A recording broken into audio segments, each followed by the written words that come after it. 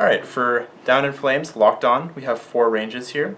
We have Guns, the closest range. To perform a gun's attack, you must play an action card. Moving back a range, we have Heat-Seeking. Heat-Seeking missiles are signified by a red band, meaning they can only be used in the Heat-Seeking range. Moving back another range, we have Radar Homing, signified by the black band, meaning they can also only be used in the Radar Homing range. At the final range, we have Active Homing, signified by the green band.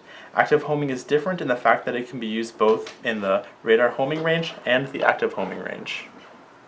We have this Phantom at heat-seeking range and this MiG at radar homing range.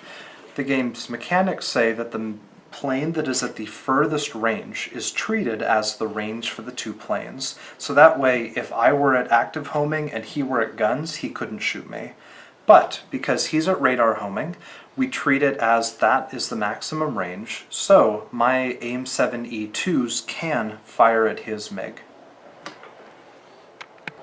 At the beginning of my last turn, I dove down to low, so right now there's an altitude difference of 1. In order to account for missile ranges, we take the maximum range between the two planes, which currently is at gun, and then add any altitude difference, which is 1. So right now we're at gun plus 1, which is heat seeker, which means his heat-seeking missiles can fire at my Phantom, and they'll draw an extra card because they're diving down to get me. In this example, both of us are at heat-seeking range and our altitude is the same, so we are at heat-seeking range and only the AIM-9G can fire. My AIM-7E2 cannot fire.